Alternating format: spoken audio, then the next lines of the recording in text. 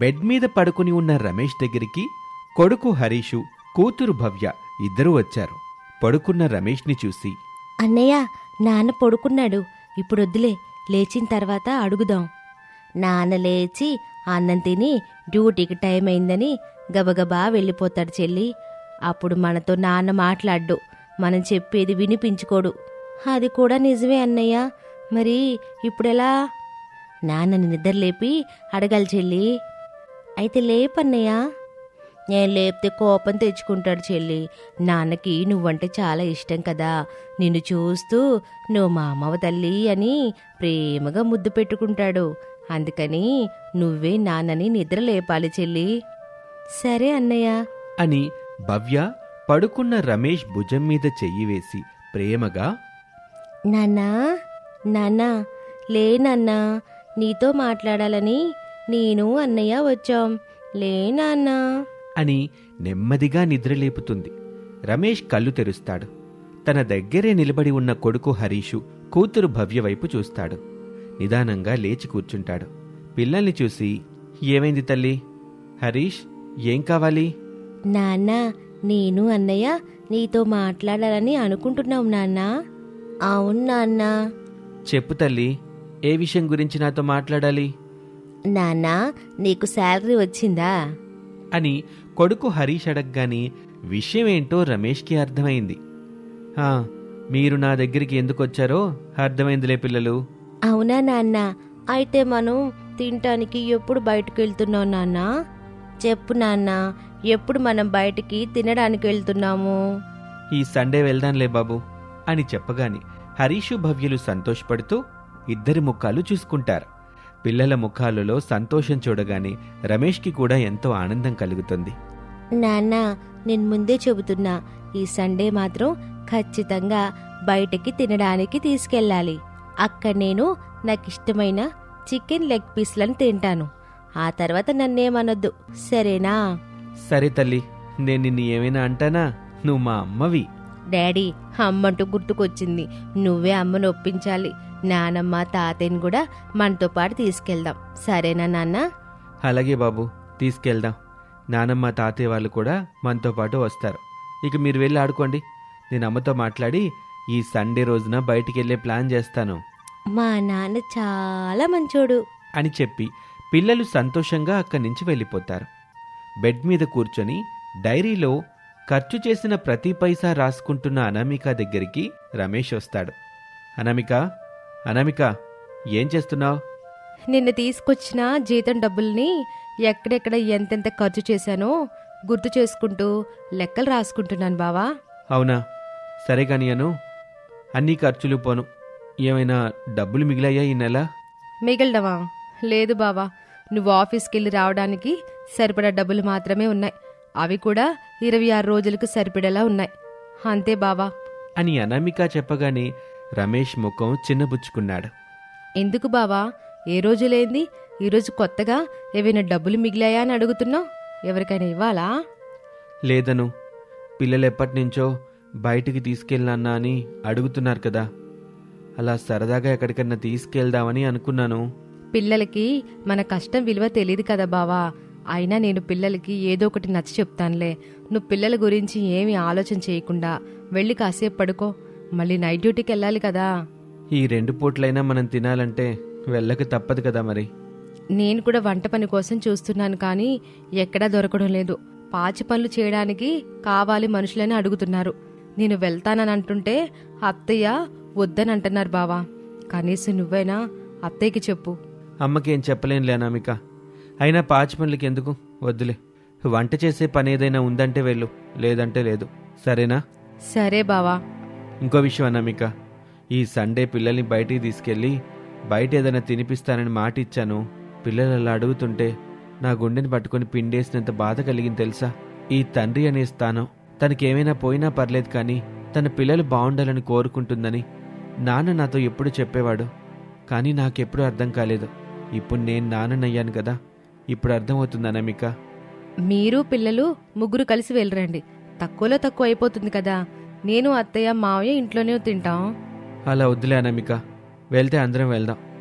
ఒకరిక్కడ ఇంకొకరు అక్కడే ఎందుకు చెప్పు? మనందరం ఎప్పుడు బయటకు వెళ్ళలేదు కదా, ఈసారి వెళ్దాంలే. మరి డబ్బులెలా బావా? అది నేను చూసుకుంటానులే. అప్పేమైనా చేస్తావా? అప్పా నేనా? నా ప్రాణం పోతున్నా సరే అప్పు చేయనా నమిక? అప్పంటే పాలు పోసి విషం పావుని పెంచినట్టే అవుతుంది తెలుసా? లేదు, నేను కూడా అప్పుడప్పుడు కొంత దాచిపెట్టాను, ఆ డబ్బు తీస్తానులే ఇప్పుడు అని చెప్పగానే అనామిక రమేష్ చెప్పింది నిజమే అనుకుంటుంది. ఈ డబ్బులు తీసుకుని దగ్గర పెట్టుకోండి. పనికెళ్ళి రావడానికి సరిపడా డబ్బులివి. జాగ్రత్తగా కాపాడుకోండి. మళ్ళీ నా దగ్గరుంటే ఏదైనా ఖర్చులకు అయిపోతాయి. సరే అనామిక, నేను వెళ్ళి పడుకుంటాను. అవును, అమ్మా నాన్న కనిపించడం లేదు, ఎక్కడికి వెళ్ళారు? ఏదో ఫంక్షన్ హాల్లో కూరగాయలు కట్ చేయడానికి కావాలంటే వెళ్లారు బావా. నేను కూడా వస్తానని ఎంత చెప్పినా వినకుండా అత్తయ్య మావయ్య వెళ్లారు. అవునా, సరేలేను, నేను వెళ్ళి పడుకుంటాను అని చెప్పి రమేష్ అక్కడి నుంచి వెళ్ళిపోయాడు. అనామిక లెక్కలు రాసుకుంటూ ఉంటుంది. అలా సమయం గడిచిపోయింది. రాత్రి 8 గంటల సమయం. రమేష్ నైట్ డ్యూటీకి వెళ్ళటానికి రెడీ అయ్యి బయటకొచ్చాడు. ఇంటి బయట వేసుకున్న 2 మంచాల్లో శారదా ప్రసాదులు కూర్చుని ఉన్నారు. భవ్య శారద కూర్చున్న మంచంలో పడుకొని ఉంది. హరీష్ ప్రసాద్ కూర్చున్న మంచంలో పడుకొని ఉన్నాడు. అనామిక, టార్చ్ లైట్ తీసుకురా, ఆలస్యం అవుతుంది అని అంటూ ఉండగా అనామిక టార్చ్ లైట్ తీసుకొని లోపల నుంచి బయటకొచ్చింది. రమేష్కి ఇచ్చింది. నాన్న, అమ్మా, నేను డ్యూటీకి వెళ్తున్నాను, మీరు పిల్లలు జాగ్రత్త అని చెప్పి ఇంటి నుంచి రమేష్ వెళ్ళిపోతాడు. అలా 2-3 రోజులు గడిచిన తర్వాత ఆదివారం వచ్చింది. ఫ్యామిలీ మొత్తాన్ని బయటికి తీసుకెళ్తానని రమేష్ ఒక రెస్టారెంట్కి తీసుకుని వెళ్ళాడు.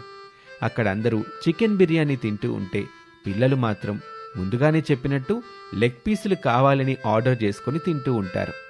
రమేష్ అందరి ముఖాల్లో సంతోషాన్ని చూస్తూ ఉంటాడు. రమేష్కి చాలా సంతోషంగా అనిపిస్తుంది. పిల్లలు, మీకు చెప్పినట్టుగా ఈరోజు రెస్టారెంట్కి తీసుకొచ్చాను కదా, మీరు హ్యాపీనా? ఫుల్ హ్యాపీ నాన్నా. ఐ లవ్ యూ నాన్నా. నువ్వు నా బంగారు తల్లివమ్మా. నువ్వే మా బంగారపు నాన్నవి నాన్న. మా కోసం నువ్వు సైకిల్ మీద వెళ్తూ ఛార్జ్ డబ్బులతో ఇలా రెస్టారెంట్కి తీసుకొచ్చావని నాకు తెలుసు నాన్న అని చెప్పగానే అందరూ సానుభూతిగా రమేష్ వైపు చూస్తారు.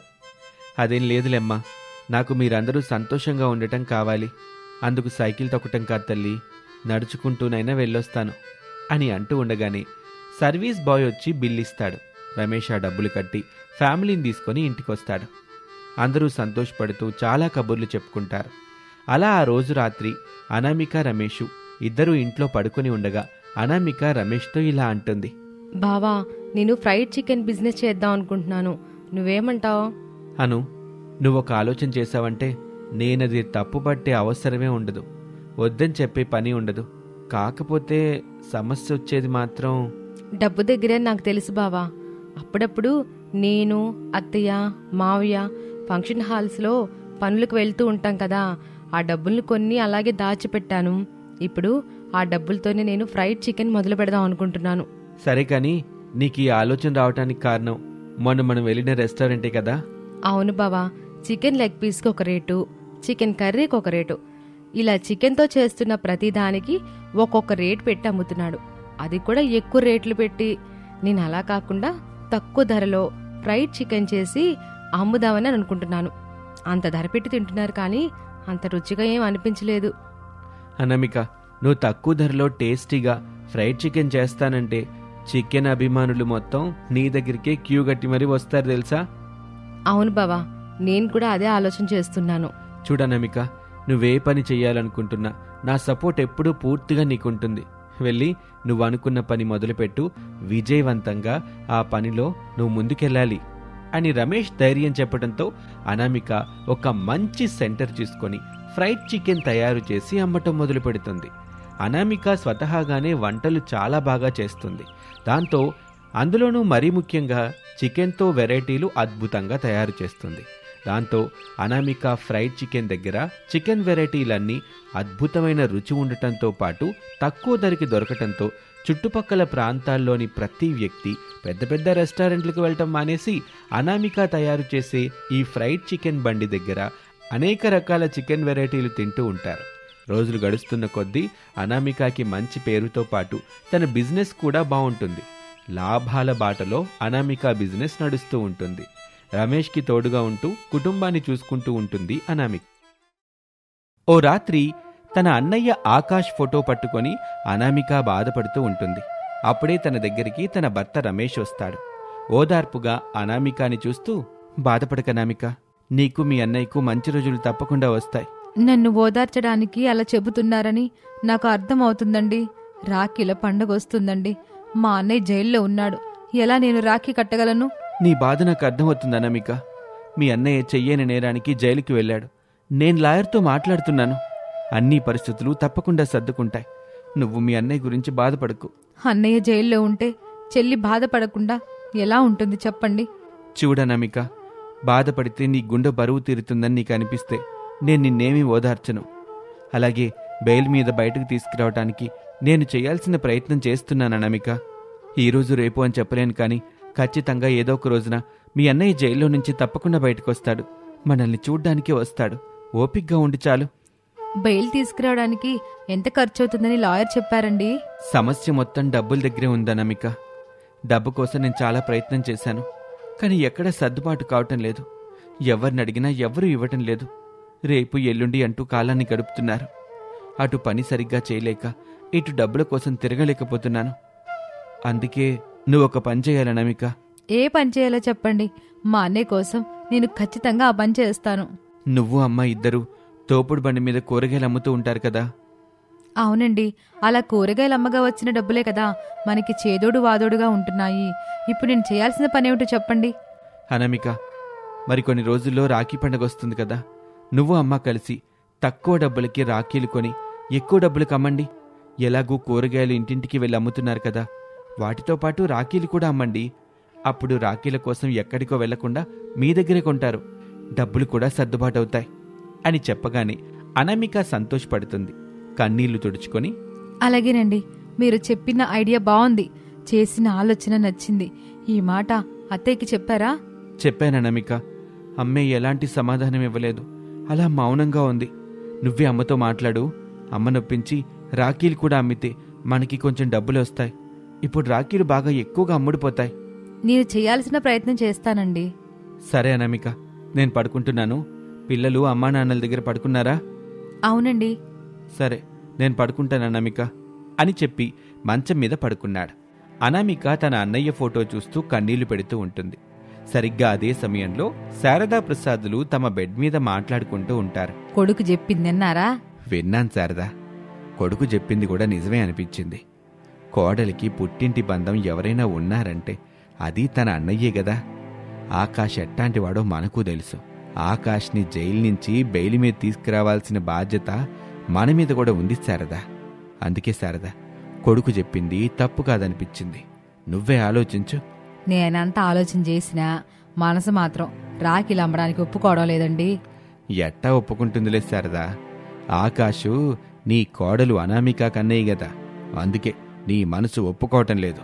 మీరు ఎట్టాగైనా అనుకోండి, నాకు ఏ అభ్యంతరం లేదు. నేను మాత్రం ఆకాష్ బెయిల్ కోసం కావలసిన డబ్బుల కోసం రాఖీలు అమ్మనంటే అమ్మను. అది నా వల్ల అయితే కాదు. సర్లే శారదా, ఇంక పడుకో, నేను పడుకుంటున్నాను అని చెప్పి ప్రసాద్ పడుకుంటాడు. ఇక మరుసటి రోజున కూరగాయల బండి తీసుకుని అత్తాకోడలిద్దరూ నడుచుకుంటూ ముందుకు వెళ్తూ ఉంటారు. అత్తయ్య, రాఖీల అమ్మకం గురించి మీరు ఏం ఆలోచించారు? ఆలోచన చేయడానికి ఏమీ లేదు కోళ్ళ. నేను చేయనని కొడుకు చెప్పేశానుగా. కొడుకు నీతో చెప్పలేదు? పెద్దవారు, అన్ని బంధాల విలువలు తెలిసిన వాళ్ళు. మీరే అర్థం చేసుకుని చేయూతివ్వకపోతే ఎలా అత్తయ్య? చూడు కోళ్ళ, నువ్వెన్నైనా చెప్పు, నా మనసు మాత్రం మారదు. నేను రాఖీలు అమ్మను. కావాలంటే నేను కూరగాయలు అమ్ముతాను, నువ్వు మాత్రం రాఖీలు అమ్ముకో. ఇద్దరం కలిసి రాఖీలు అమ్మితే బాగా అమ్ముడుపోతాయి కదత్తయ్య. మీరు కూరగాయలు అమ్మడం, నేను రాఖీలు అమ్మడం, ఇలా ఏం బాగోలేదు అత్తయ్య. ఇద్దరం కలిసి రాఖీలే అమ్ముకుందాం అత్తయ్య. చూడు కోళ్ళ, నా కోపం తెప్పించబాక. మీ అన్నయ్య కోసం నువ్వు ఏమైనా చేసుకో. నేను చేయాల్సిన అవసరం లేదు కదా. ఒకవేళ అవసరం ఉన్నా చేయను. నేను చెప్పేది అర్థమవుతుంది కదా. నన్ను విసిగించబాక. పద, కూరగాయలు అమ్ముకుందాం. సరే అత్తయ్య. అమ్మలాంటి మీరే మమ్మల్ని అర్థం చేసుకోలేకపోతే ఇక నేను ఎంత చెప్పినా వృధానే అవుతుంది. సరేలే అత్తయ్య, పదండి, కూరగాయలు అమ్ముకుందాం అని అత్తాకోడలు మాట్లాడుకుంటూ ముందుకు వెళ్తూ ఉంటారు. కూరగాయలు కూరగాయలు, తాజా తాజా కూరగాయలు, రండమ్మా రండి, తాజా తాజా కూరగాయలు టమాటా బీరకాయ, సొరకాయ, కొత్తిమీర, కరివేపాకు, పాలకూర, చుక్కకూర, దోసకాయ, బెండకాయలు, అన్ని రకాల కూరగాయలు తాజాగా ఉన్నాయి, రెండమ్మా రండి అని అత్తాకోడలు అరుస్తూ కూరగాయలు అమ్ముతూ వెళ్తూ ఉంటారు. అత్తాకోడల దగ్గర కూరగాయలు తాజాగా ఉంటాయని చాలామంది వాళ్ళ బండి దగ్గరికే వచ్చి వాళ్ళకి నచ్చిన కూరగాయలు తీసుకుంటూ ఉంటారు. ఇలాగే రోజులు గడుస్తూ ఉంటాయి. రాఖీ పండుగ దగ్గరికి వస్తుంది. అనామిక ఎంత బ్రతిమిలాడినా శారద రాఖీలు అమ్మటానికి మాత్రం ఒప్పుకోవటం లేదు. ఒకరోజు రాత్రి బెడ్ మీద కూర్చున్న శారద దగ్గరికి ప్రసాద్ వచ్చాడు. శారద, కోడలు తన అన్నయ్య కోసం అంతలా బతిమిలాడుతున్నప్పుడు నీకు జాలి కలగటం లేదా? తన అన్నయ్యని బెయిల్ మీద బయటికి తీసుకొచ్చే అవకాశం ఉందని, అందుకు సరిపడా డబ్బులు కావాలని, ఆ డబ్బులు రాఖీలు అమ్మటం వల్లే సాధ్యం అవుతుందని చెప్తుందిగా. మీరు కోళ్ళ కొడుకు అందరూ నన్ను కోడల అన్నయ్య కోసం రాఖీలు అమ్మడానికి సహాయం చేయమని చెప్తున్నారే గాని కోళ్ళ అన్నయ్య ఆకాశు నన్ను తిట్టిన తిట్లు మర్చిపోయారు. నాతో కోపంగా మాట్లాడిన మాటలు కూడా మర్చిపోయారు కదూ. శారద, అదెప్పుడో మన భవ్య పుట్టినప్పుడు జరిగింది. ఆ తర్వాత ఆకాశ్ నీ దగ్గరకొచ్చి తప్పైంది అత్తయ్య అంటూ ఎన్నిసార్లు నీ కాళ్ళు మొక్కాడు, ఎన్నిసార్లు మన్నించమని వేడుకున్నాడు, బతిమిలాడుకున్నాడుగా. నువ్వది మర్చిపోయి వాడు తిట్టిన తిట్లన్నీ మాత్రమే గుర్తుపెట్టుకున్నావా? నీ మనసును అడుగు శారదా. ఆకాశ్ అన్నిసార్లు బతిమిలాడినా నువ్వాణ్ణి మన్నించలేదు, క్షమించలేదు. ఆడికి మాత్రం ఎవరున్నారు చెప్పు? మనమే గదా అని ప్రసాద్ చెప్తుంటే శారద ఆలోచనలో పడింది. కొంత సమయం తర్వాత, సర్లేండి, నేను కోడలు కలిసి కూరగాయలతో పాటు రాఖీలు కూడా అమ్ముతానులే. రేపు ఉదయం మార్కెట్ పెట్టి కావలసిన రాఖీలు తీసుకొచ్చి అమ్ముతూ ఉంటాం. లాయర్ కోరినట్టుగా డబ్బులు సంపాదించి బెయిల్ కోసం పంపిస్తాం అని శారద చెప్పడంతో ప్రసాద్ సంతోషిస్తాడు. చాలా సంతోషం శారద. అలా ఆ రోజు రాత్రి గడిచిపోతుంది. మరుసటి రోజున, కోళ్ళ అనామిక ఎక్కడున్నావు అని పిలవగానే అనామిక కిచెన్లో నుంచి శారద దగ్గరికి వచ్చింది. కోళ్ళ తొందరగా రెడీ అవ్వు, మనం మార్కెట్కెళ్ళి అందమైన రాఖీలు తీసుకొచ్చి అమ్ముదాం, బెయిల్ కోసం డబ్బులు సంపాదిద్దాం, జైలు నుంచి ఆకాశం తీసుకునొద్దాం అని శారద చెప్పగానే అనామిక ఆ మాటలు విని ఎంతో సంతోషపడుతుంది. అత్తాకోడలిద్దరూ కలిసి మార్కెట్కు వెళ్లి వాళ్లకు కావాల్సిన అందమైన రాఖీలు తీసుకొచ్చి కూరగాయలతో పాటు ఆ రాఖీలు కూడా పెట్టి అమ్ముతూ ఉంటారు.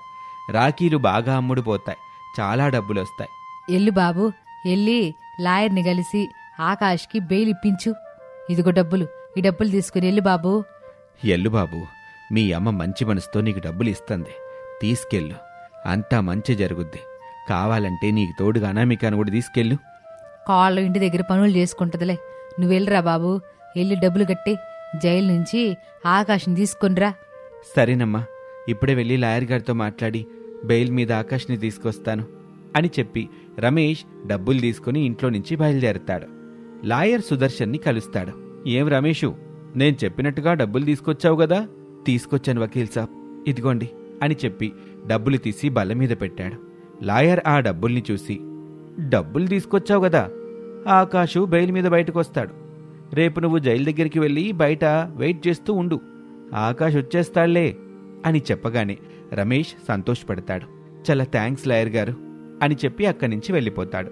ఇక మరుసటి రోజున రమేష్ జైలు బయట వెయిట్ చేస్తూ ఉండగా ఆకాష్ జైలు నుంచి రమేష్ దగ్గరికి వచ్చాడు. ఇద్దరూ ప్రేమగా పలకరించుకొని ఇంటికొస్తారు. అనామిక తన అన్నయ్య ఆకాష్ని చూసి ఎంతో సంతోషపడుతుంది, కన్నీళ్లు పెట్టుకుంటుంది. ఇక ఆ రోజు రాఖీ పండుగ. ఎడవకు చెల్లి, ఈ చెల్లి ప్రేమ నా మీద ఉన్నంత వరకు నాకేమీ కాదు. నేనొచ్చేశాను కదా అన్నయ్య, ఈరోజు రాఖీ పండుగ, వెళ్ళి స్నానం చేసుకునిరా అని చెప్తుంది. ఇక అప్పుడే శారదా ప్రసాద్ కూడా వస్తారు. ఆకాష్ వాళ్ళకి కూడా దండం పెడతాడు. శారదా ప్రసాదులు ఆకాష్ని ఎంతో అభిమానిస్తారు. కొంచెం సమయం తర్వాత ఆకాష్కి అనామిక రాఖీ కడుతుంది. అందరూ సంతోషపడతారు. వాళ్ల ప్రేమకి ఆకాష్ పూర్తిగా మారిపోతాడు.